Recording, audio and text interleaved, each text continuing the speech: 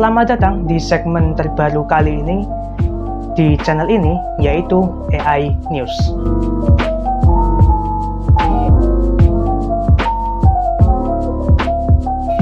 Nah, pada segmen kali ini, saya sebagai narator akan menyampaikan berita-berita yang terjadi di Indonesia akhir-akhir ini.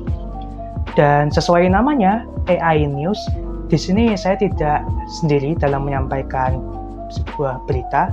Di sini saya ditemani oleh AI, ya nantinya AI ini akan mengkomentari atau memberikan pendapat atau pandangan mengenai berita-berita yang saya sampaikan nanti. Oke, langsung aja ke berita pertama. Nah, berita yang pertama ini datang dari Gorontalo. Nah, di Gorontalo ini ada balapan liar di awal Ramadan. Remaja 14 tahun tewas dan 1 kritis. Nah, menurutmu kecelakaan maut kayak gini itu gimana? Dan kecelakaan maut ini tentu ya sebenarnya udah nggak asing gitu di Indonesia. Gimana tanggapanmu melihat berita balapan liar di awal Ramadan, yang mana awal Ramadan ini harusnya orang mengaji, orang taraweh gitu kan, tidak berbuat maksiat, tapi ini malah bikin rumah sakit jadi penuh gitu. Memang, kejadian seperti itu sangat disayangkan, terutama di awal Ramadan yang seharusnya menjadi waktu untuk refleksi dan ibadah. Kecelakaan seperti itu menunjukkan pentingnya kesadaran dan tanggung jawab bersama, baik dari pengendara maupun pihak berwenang. Penting untuk meningkatkan edukasi tentang keselamatan di jalan, terutama pada saat-saat yang rawan seperti itu. Semoga kejadian seperti ini bisa menjadi pelajaran bagi semua pihak. Ada tanggapan lagi nggak? Misal buat pihak terkait, kepolisian, pihak bertanggung jawab, atau dari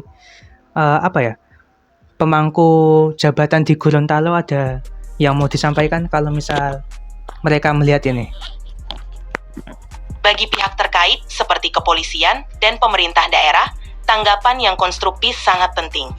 Mereka bisa fokus pada peningkatan pengawasan dan penegakan hukum untuk mencegah kejadian serupa di masa depan. Selain itu, edukasi kepada masyarakat tentang keselamatan lalu lintas harus terus digalakan, terutama di daerah yang rawan kecelakaan. Pihak berwenang juga bisa bekerja sama dengan komunitas lokal untuk meningkatkan kesadaran dan membangun budaya keselamatan di jalan. Ini bisa menjadi langkah positif untuk mencegah tragedi serupa di masa mendatang. Oke, berita kedua ini ada di Kamis tanggal 27 Februari tahun 2025.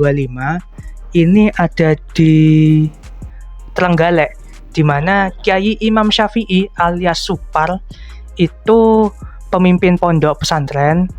Dia ini ngaku bisa gandakan diri, terus jadi dia itu dituding menghamili anak muridnya gitu, yang mana dia I'm sorry, but you hit the daily limit for advanced voice. You can switch to standard now to keep chatting.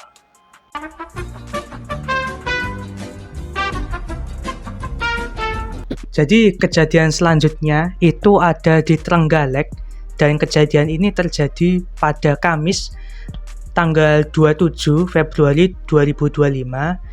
Jadi ada seorang kiai di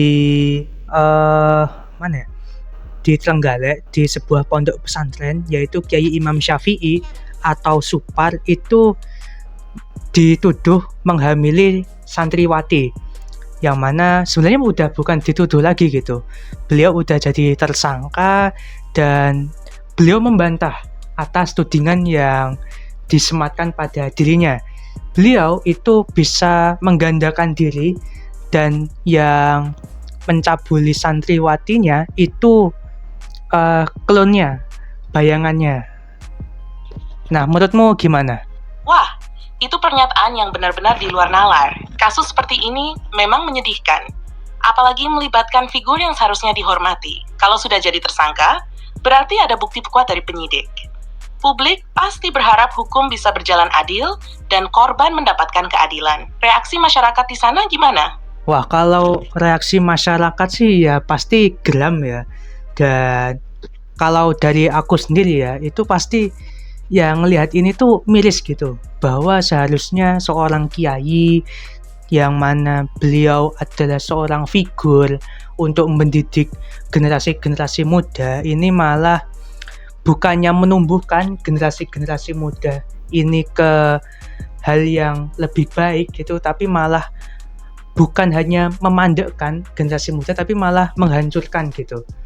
Iya, seharusnya beliau menjadi panutan dan membimbing santri ke arah yang lebih baik, bukan malah menyalahgunakan posisi dan kepercayaan yang diberikan kepadanya. Kasus seperti ini juga bikin kepercayaan masyarakat terhadap lembaga pendidikan agama jadi terguncang. Semoga proses hukum berjalan transparan dan adil, biar nggak ada lagi korban yang dirugikan. Nah, terkait kasus kali ini tuh sebenarnya ini nggak pertama kali terjadi di Indonesia gitu. Sebenarnya udah lumayan banyak gitu kasus-kasus yang serupa terjadi terkait pencabulan anak didiknya, anak muridnya. Sebenarnya nggak dari pondok pesantren doang, tapi mungkin lingkupannya luas. Nah, menurutmu gimana ya biar hal itu tuh bisa diilangin gitu? Bener banget, kasus kayak gini udah sering kejadian. Bukan cuma di pondok pesantren, tapi juga di sekolah, tempat les, bahkan lingkungan keluarga. Transparansi dalam sistem pendidikan harus ditingkatkan. Misalnya dengan adanya mekanisme pengaduan yang aman buat korban. Kalau pelaku dihukum ringan, atau kasusnya malah ditutup-tutupi, ya bakal terus kejadian. Terakhir, edukasi ke masyarakat juga penting. Anak-anak dan remaja harus diberi pemahaman tentang batasan, hak mereka, dan cara melapor kalau alami pelecehan. Orang tua harus lebih aktif mengawasi lingkungan belajar anak-anaknya. Kalau semua pihak jalan bareng, kemungkinan kasus kayak gini bisa diminimalkan. Oke, tadi itu menurutku saran yang bagus ya, bahwa pihak-pihak mulai dari ya mungkin kepolisian, yang mana kepolisian itu kan lembaga yang menampung aduan-aduan seperti ini, itu harus bekerja dengan baik. Lalu kemudian dari anak didiknya harus diberi edukasi. Lalu dari pihak keluarga juga harus mengayomi anaknya ya, dan memberikan perhatian lebih gitu, agar kejadian-kejadian ini tidak terulang lagi. Nah, kalau misal gimana ya, itu kan anggapan bahwa semuanya itu bekerja dengan baik, mulai dari eksternal atau maupun internal di pihak anaknya. Nah, tapi dari pandanganku sendiri ya, bahwa semua faktor-faktor itu terkadang itu tidak berjalan dengan baik, mau itu dari pihak eksternal ataupun internal dari anak tersebut.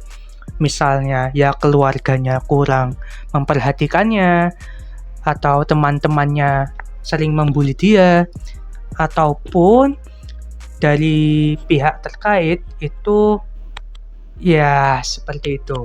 Nah, menurutmu gimana?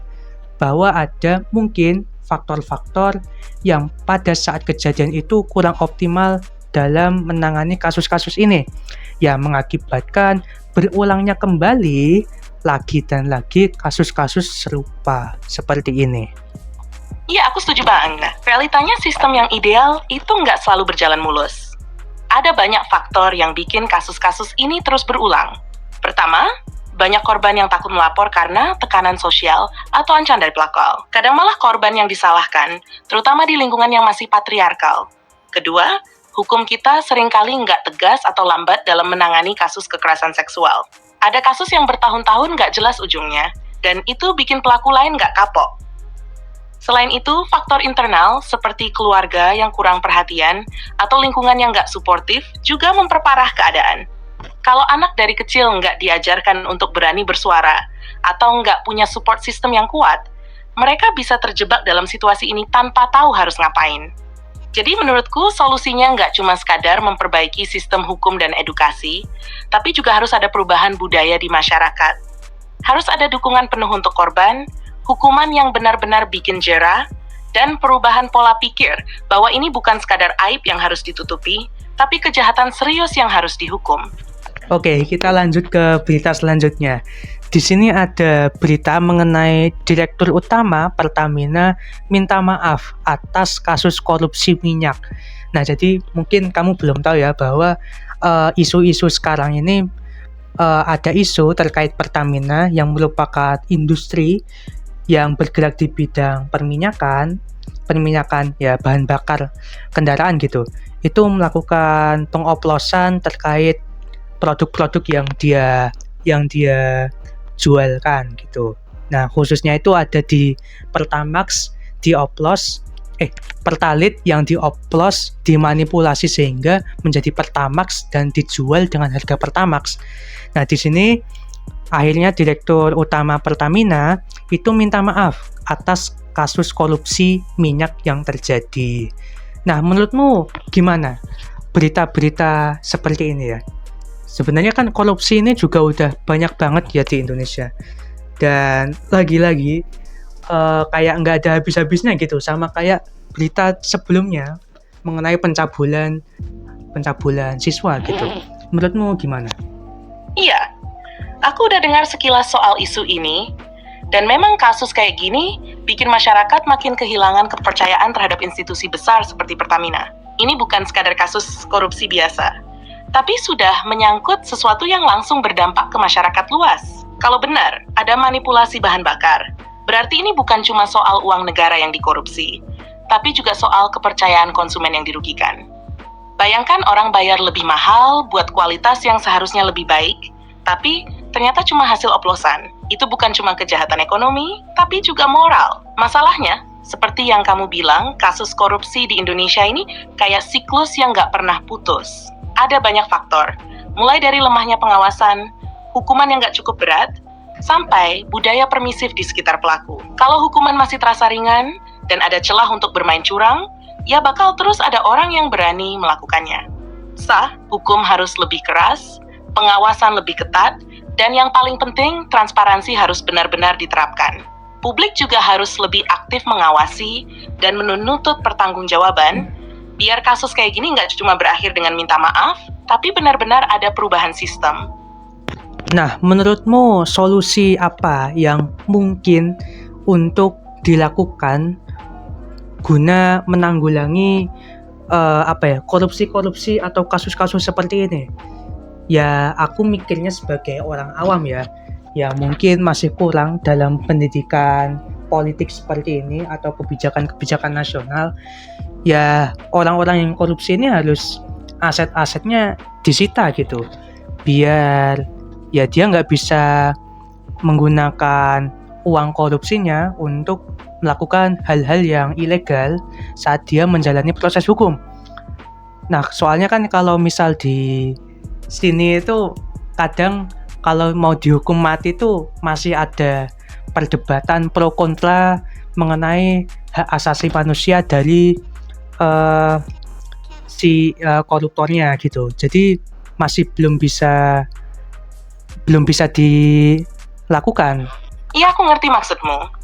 Hukuman mati memang masih jadi perdebatan, tapi ada cara lain yang bisa lebih efektif dan tetap adil. Menyita aset koruptor itu salah satu langkah yang bagus. Kalau mereka kehilangan semua hasil korupsinya, mereka nggak bisa lagi menikmati uang haram itu, apalagi buat melindungi diri dari hukum. Selain itu, hukuman penjara untuk koruptor juga harus lebih berat, dan nggak boleh ada perlakuan istimewa.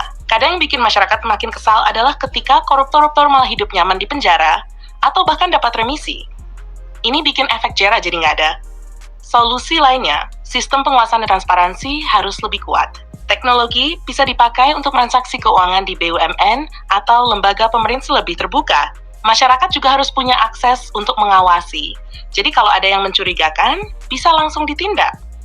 Terakhir, pendidikan anti korupsi harus dimulai sejak dini. Kalau dari kecil, orang sudah diajari bahwa korupsi itu bukan cuma soal hukum, tapi juga soal moral dan merusak banyak orang, mungkin generasi berikutnya lebih sadar dan nggak gampang tergoda buat korupsi. Oke. Mungkin untuk penutup ya, jika misal Direktur Pertamina itu menonton video ini, nah mungkin ada kritikan atau saran-saran yang mau kamu sampaikan mengenai ya Direktur Pertamina ini, yang mana terjerat kasus korupsi minyak. Boleh disampaikan? Baik, kalau misalnya Direktur Utama Pertamina menonton ini, saya ingin menyampaikan beberapa hal secara langsung. Sebagai pemimpin perusahaan sebesar Pertamina, Anda punya nyata besar terhadap rakyat Indonesia. Minyak dan bahan bakar bukan cuma soal bisnis, tapi soal hajat hidup orang banyak. Manipulasi bahan bakar bukan sekadar pelanggaran hukum, tapi juga pengkhianatan terhadap kepercayaan masyarakat. Jangan hanya sekadar pernyataan publik, tapi pastikan semua pihak yang terlibat benar-benar dihukum sesuai hukum yang berlaku, tanpa ada yang dilindungi. Jangan biarkan Pertamina jadi sarang kepentingan pribadi segelintir orang, sementara rakyat yang harus mengakibatnya. Kalau benar-benar punya integritas, buktikan dengan perbaikan sistem yang konkret. Jangan sampai ini jadi kasus korupsi yang sekadar berlalu begitu saja seperti yang sudah-sudah. Masyarakat sudah capek melihat pejabat yang ketahuan korupsi, lalu hanya minta maaf dan tetap bisa hidup enak.